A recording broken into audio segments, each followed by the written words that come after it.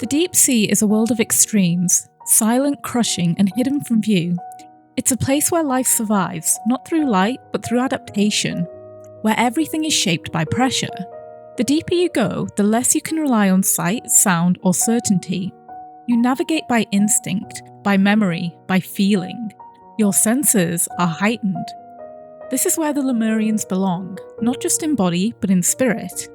Their love is not surface level. It doesn't flicker like a flame.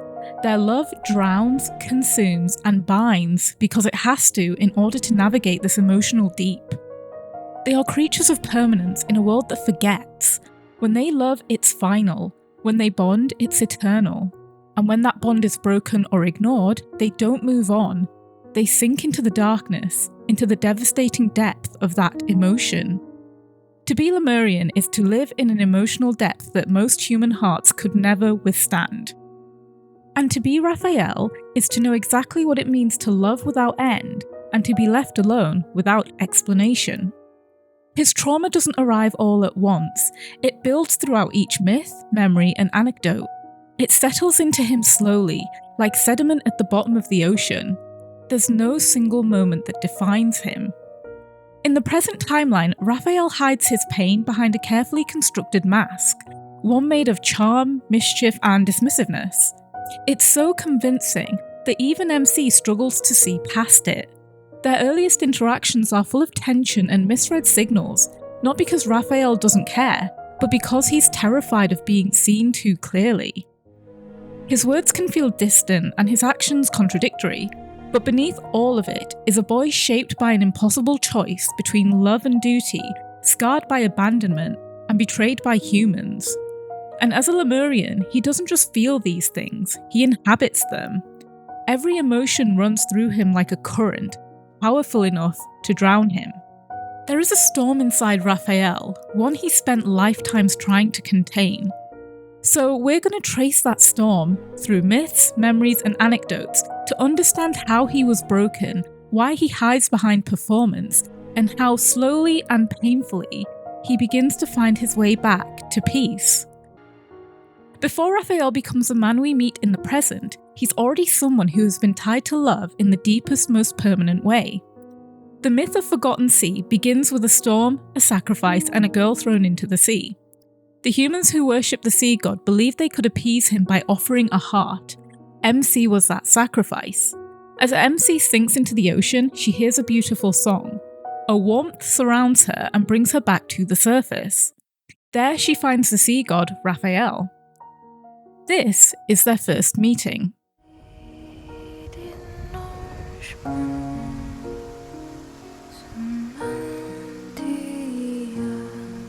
Fools. Any further in a storm would be the last thing on your minds.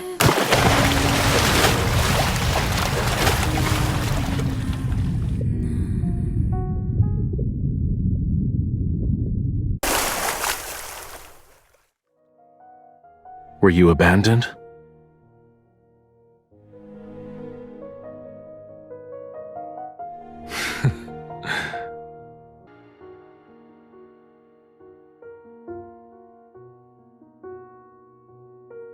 Did you ask for my assistance?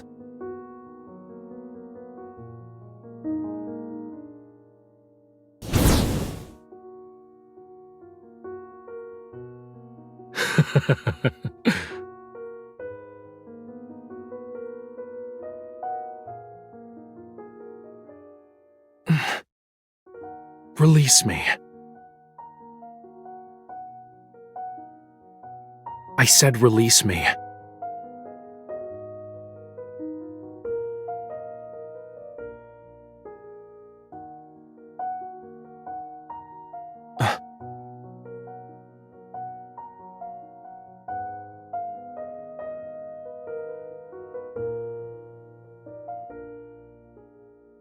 I will grant you deliverance, and in exchange,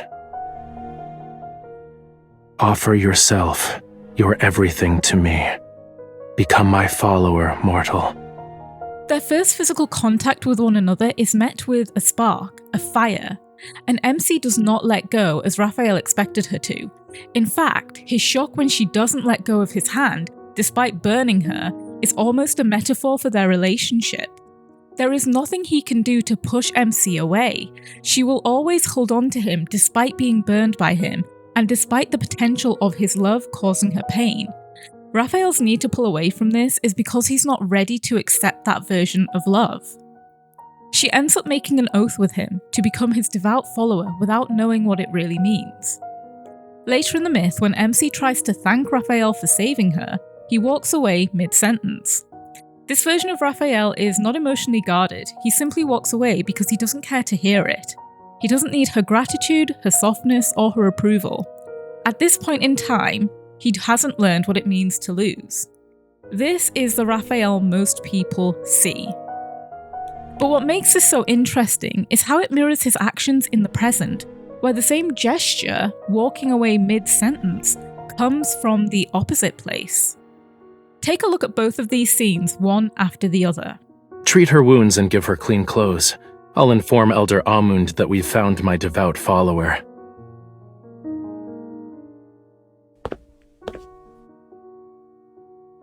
If you like the sea, you should go to White Sand Bay. It's the most beautiful beach in all of... But he didn't even let me finish. In Forgotten Sea, Raphael is untouched, aloof, and emotionally unreachable. In the present, he's all too aware of what attachment can cost him. He still walks away, but now it's not indifference. It's for his own emotional protection. He's already lived the consequences of being emotionally open with her, and he's been left behind because of it. So while the action repeats across timelines, the intention changes. What was once apathy becomes self-preservation, and that shift is because of the trauma Raphael faces later. During the Forgotten Sea myth, Raphael pretends to be asleep and secretly creates a magical blue fish to guide MC through Lemuria. She believes it's helping her to escape, leading her back to the surface and to freedom, but in reality, it's taking her nowhere. She walks in circles, unaware that her every step is being watched. It turns out the fish was a test. Raphael wanted to see what she would do when she thought she was free. He gave her the illusion of choice just to confirm what he already believed, that humans always leave when given the chance. The notion that humans will always leave is the core belief that he holds, and one that stays with him. When he eventually reveals the truth to her, he says something even heavier. The tides ebb and flow, and with every setting sun is a moon rising. Till time's end, I should occupy your every thought. You must believe in me alone. Think of it from another perspective. Thou is to find a means by which thy heart becomes smitten with me. This is also the way Raphael understands love in the present timeline. To him, love isn't something casual or flexible. It's absolute. When he loves once, completely, and forever. He expects that same kind of unwavering devotion in return, because that's the only kind of love he understands. As the myth goes on, they grow closer. Raphael, who doesn't like being touched, slowly allows MC to touch him, holding his hand, and he even pulls her closer to him while they rest. This leads to them both opening up to one another about their traumatic upbringings. MC reveals that she was raised in a temple, not to live, but to die, groomed as a sacrifice to the very god sitting beside her now. Her life was built around the inevitability of giving it up. She was raised to be offered, not loved. And when she finally learned the truth, it was too late to undo the years of being shaped by that role. Later, Raphael also reveals he was raised in what felt like a cage, taken as a boy, moulded into a god, worshipped and weaponized for something far bigger than he understood. Raphael never really had a chance to be himself. Everything about his life has been a performance for someone else's prophecy. And so, for that one brief moment earlier, when her head rests on his shoulder and he pulls her closer to him, they are not who the world told them to be. They are just two lost children trying to learn what it feels like to be wanted, trying to understand what love really feels like. At one point, Raphael and MC sneak out to the surface to go to the Sea God Festival. Suddenly, guards are after them as accusations of theft rumble around the festival. During this, Raphael offers her a way out. He gives her permission to leave him and go back to the surface, and he really means it. Here's that scene. Don't you want to stay?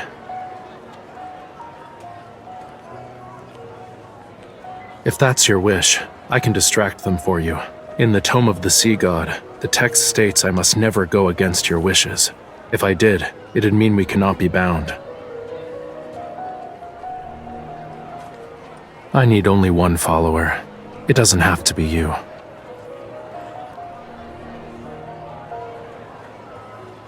But you always wanted to live on the surface world, right?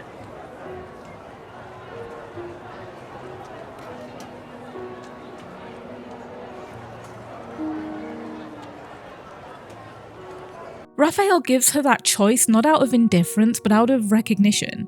A painful clarity that he is no different from those who once caged her.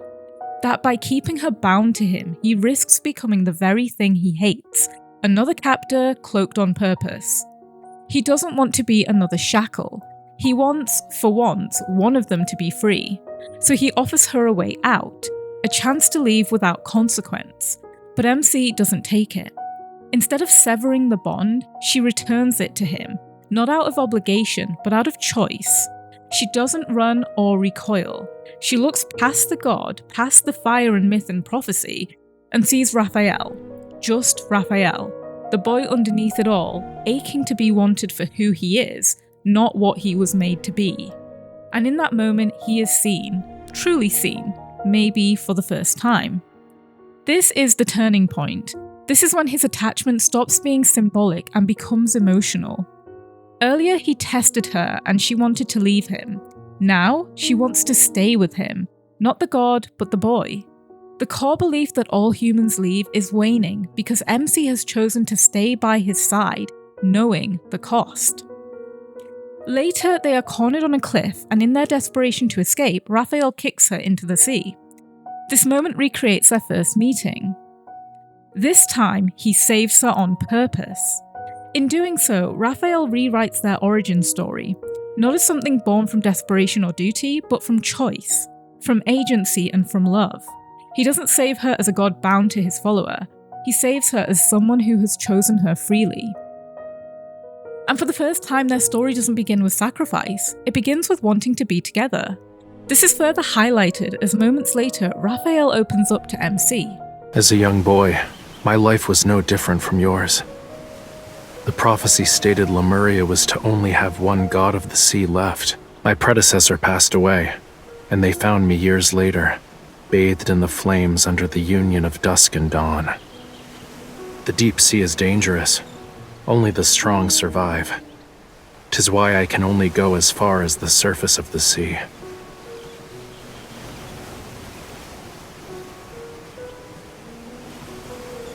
Who do you think made that hole behind the college?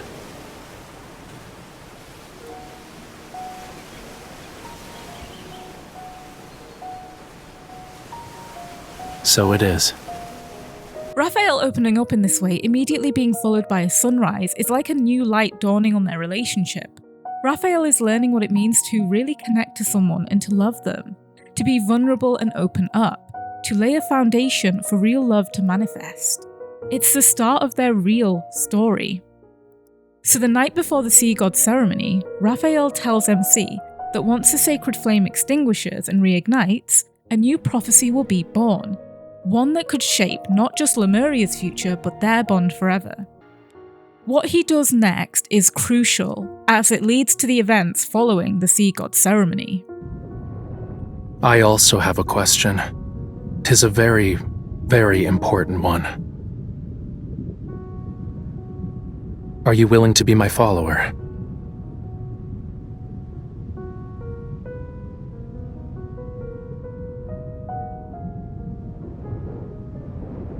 The sea god's heart, mine heart, dost thou want it?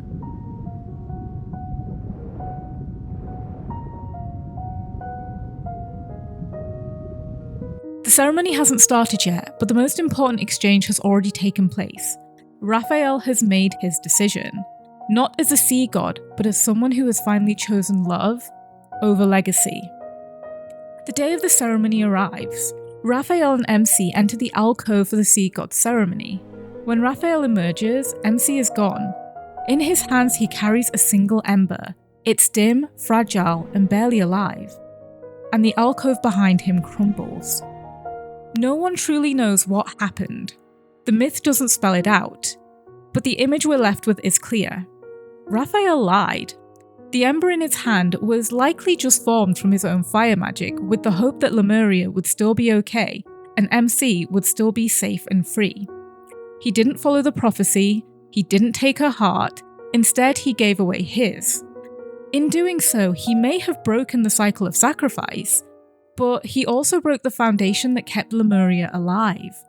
The world he was meant to protect fell into darkness, and the woman he loved disappeared. Whether Raphael thought he could save them both, or knew from the beginning that he would lose everything, is something only he knows. Because by the time he dies and is reborn in the present timeline, MC has no memory of her past life with him. Only Raphael alone carries the weight of the decision they made and the countless lives lost. By the time we get to the present timeline, Lemuria is considered a myth, until the ruins of an underwater city were discovered in 2034 in southeast Lincoln. This led to the last surviving Lemurians being hunted and experimented on, particularly by Evergroup.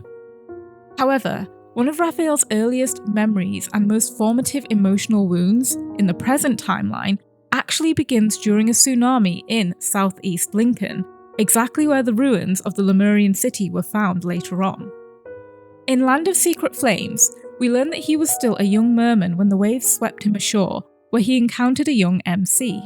She complimented his scales, an act which in Lemurian culture is a mark of affection. The two made a promise to meet again at that same beach the following year. It's settled then. If you don't return, I'll chase you to the ends of the earth. When she didn't return, through no fault of her own, Raphael was left waiting and waiting. Year after year, he went back to that beach, and she never came back. That moment didn't just hurt him, it became the emotional blueprint for everything that followed.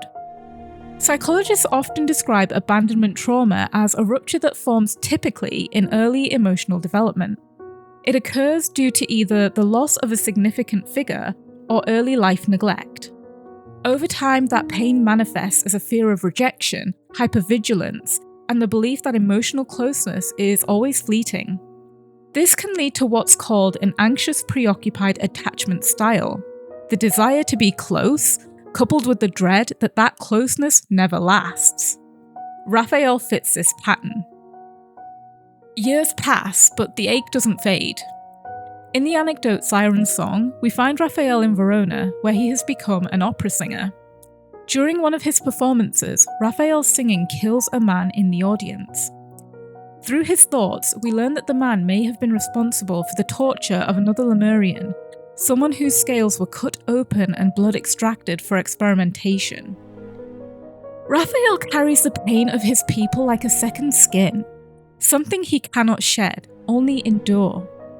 And in this moment, we see him at his lowest, caught in the undertow of grief, rage, and centuries of betrayal. When he kills a human during his performance, it isn't vengeance, it's a release. It's the only language left to him when words have failed, when the weight of his sorrow has calcified into something uncontainable. This is Raphael unraveling, not just under the cruelty inflicted upon the Lemurians, but under the unbearable tangle of emotions he has no space to express: loss, fury, longing, and the aching solitude of memory. Talia sees it too. To quote from the anecdote, "After that incident in Lemuria, Raphael changed. Talia felt she could no longer recognize him.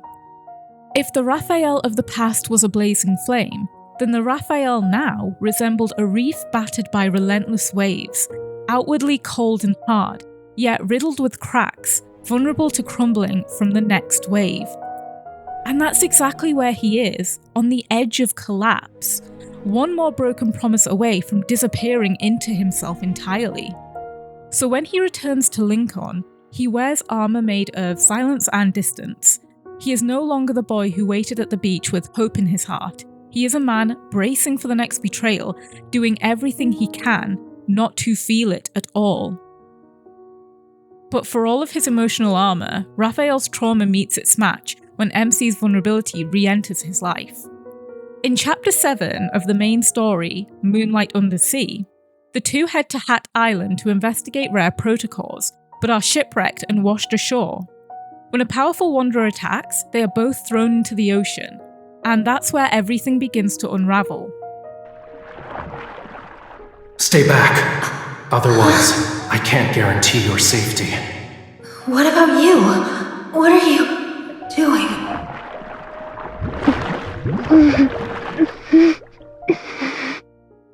Not your concern.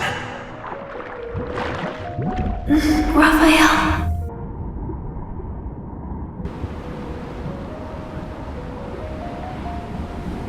Don't go.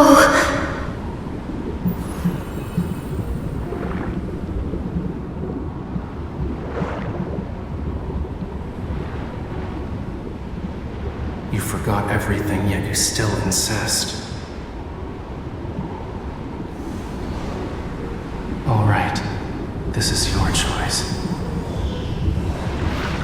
Without the context of Forgotten Sea, this scene feels almost cruel.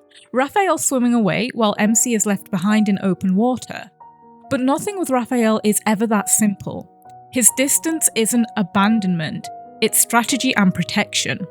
His love for her is all-consuming, powerful, and ancient. There is no version of him that would let her die, not even when she forgets him. Everything he gave, his fire, his heart, his entire world, is now living inside someone who doesn't even know what she carries. She is never in any real danger because she possesses the power of the sea god. She can breathe, she's just forgotten how. So she calls out to him, and something ancient responds. Her voice activates his red Lemurian vow mark, a binding force that forces him to obey her will. This is why Raphael says, You forgot everything, yet you still insist. She has all the strength to survive without him, yet she still reaches for him. Again, this is another direct parallel to the events of Forgotten Sea. This is the start of their real relationship in the present timeline. Before we move on, I want to point something out. In each timeline, Raphael always saves MC from drowning. It also happens in their myth, Sea of Golden Sand, which is how they first meet. This is symbolic for MC in each timeline. MC is being pulled under by the weight of her role, her past, and her pain. And Raphael reaches for her every single time. Not to rescue her from the sea, but to stop her from being lost in it like he is.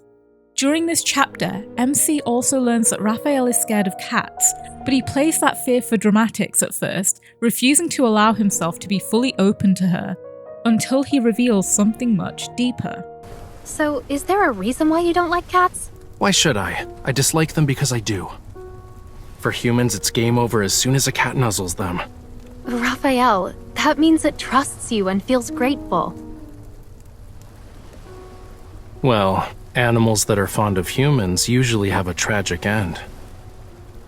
One moment you're cute and cuddly, the next they toss you aside. You're forgotten, left behind.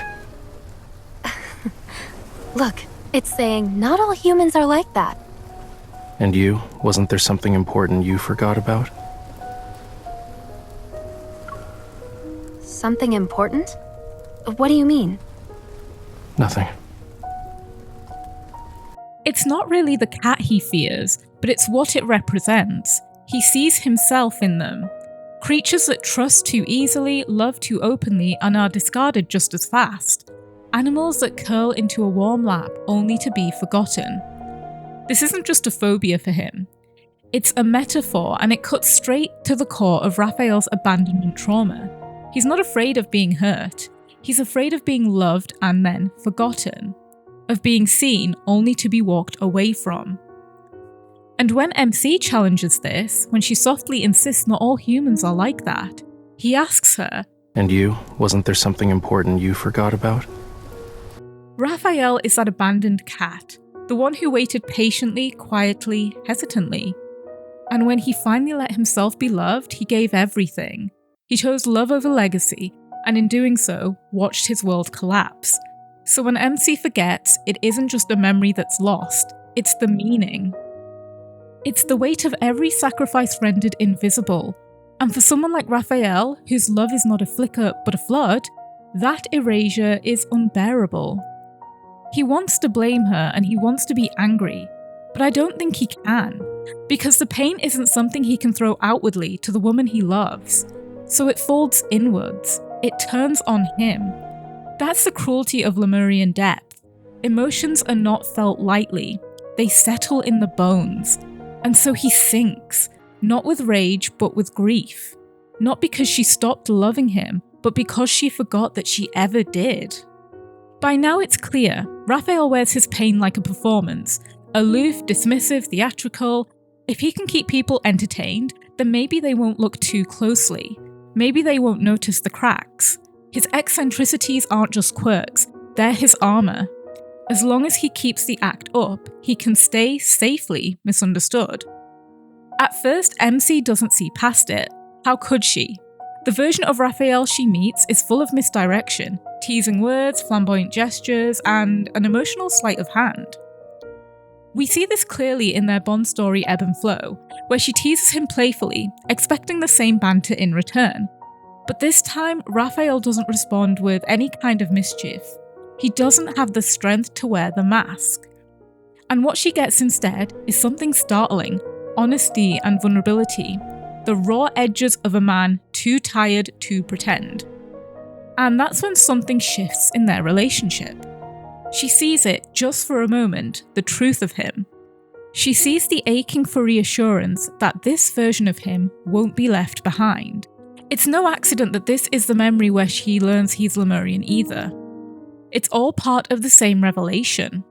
That the depth of his feeling, the intensity of his love, the weight of his pain, is not an exaggeration. It's who he is. Let's take a look at this scene in particular. Every year, there's a day when the tide is low, and it flows in the opposite direction. It's when the Lamurians are at their weakest. Even the most feeble human could kill us once they know of this.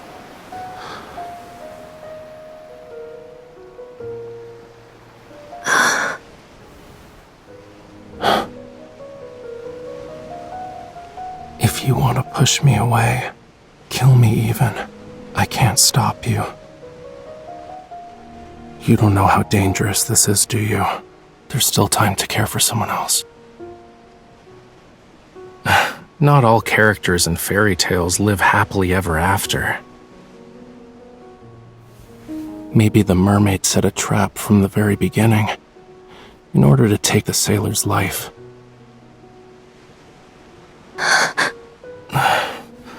The fear in your eyes tells me that you're regretting staying here. Am I right?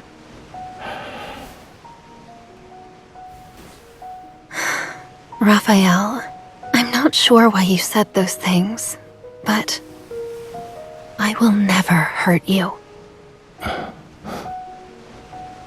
Promise. Promise.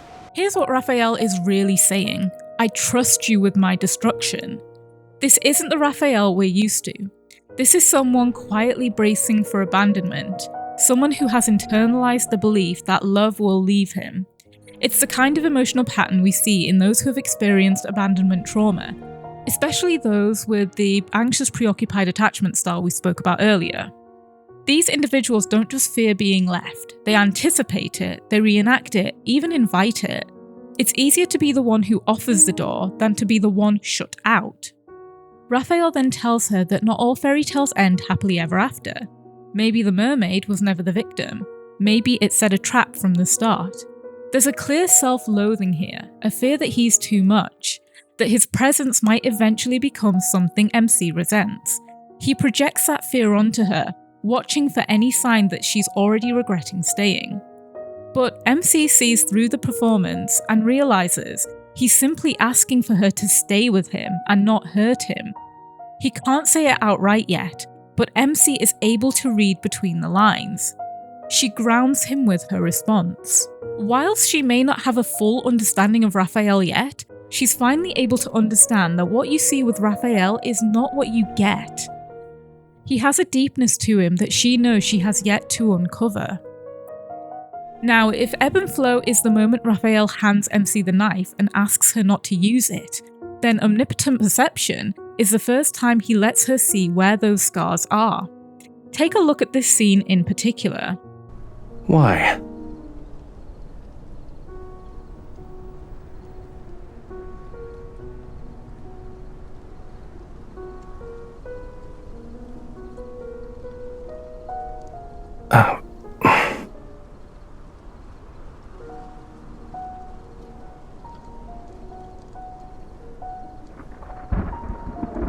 MC asks him direct questions about his loneliness, like whether it hurt to learn how to walk on land or if he feels alone in a world so different from his own. Instead of brushing her off with wit or misdirection, he blushes and falls silent. He's not dodging the question, he's overwhelmed by someone trying to understand him. Raphael has spent so long adapting to being misunderstood that the act of being seen disarms him. And that in itself is a mark of trauma. People with abandonment wounds often feel safer being unknown than risking intimacy that could be lost. Later on, MC asks how Lemurians express love. When Lemurians fall in love with someone, all our senses are committed to perceive them without question. For Lemurians, love isn't performative. It's instinctive, sensory, and all-consuming. Love means attunement and devotion, which is why abandonment hurts them so much more. When a Lemurian bonds with someone, they don't just feel it, it lives in their body, it marks them, it changes how they move through the world. And this is what Raphael has been struggling with since their reconnection. He's not confused about how he feels, he's confused about whether MC still feels it back. But then this scene happens.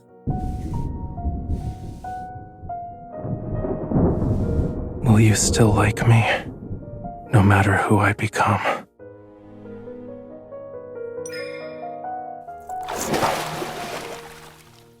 You.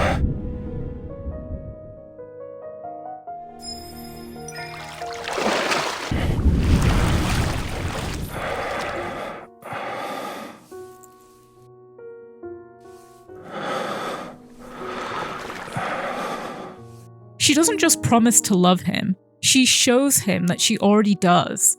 And that's what breaks the cycle. For someone like Raphael, who spent lifetimes waiting for the moment someone walks away, being claimed, not abandoned, is the beginning of healing. She doesn't run, she stays. And more importantly, she chooses to leave something behind on him. Proof that this time he's the one being remembered. Whilst this memory is the development of her understanding of him, there's still a way to go, but it marks the start of Raphael's healing journey. By the time we get to the memory into Tidal Zone, Raphael is more open with MC. Let's take a look at this scene in particular. I used to really enjoy scenic spots before. Catching sight of those subtle sights that may be easily overlooked gives me a greater sense of satisfaction than completing a painting. But now, sometimes I forget why I even decided to travel in the first place, to create a piece of art. I must transform my feelings about nature into a demand. I'm afraid of such a purpose. If one day I become someone who only takes from you, if I were like that, would you leave me?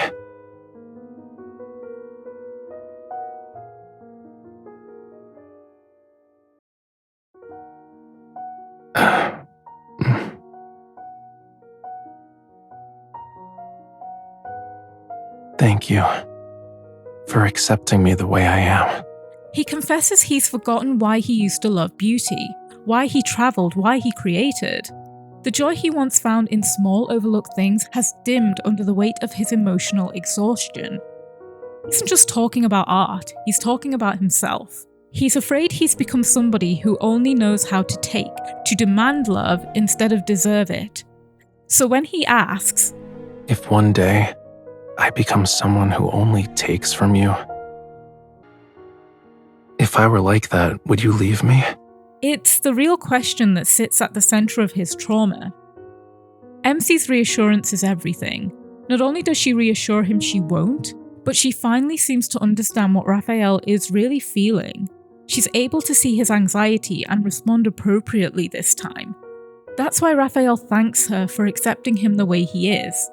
This is a huge step for them in their relationship. Later, after they sleep together, Raphael says this: I once stubbornly believed that only pain could bring me inspiration.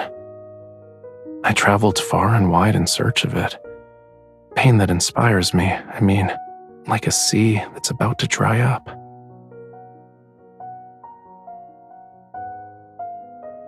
The art of creation is part of my life. You made me realize that love and art are so alike.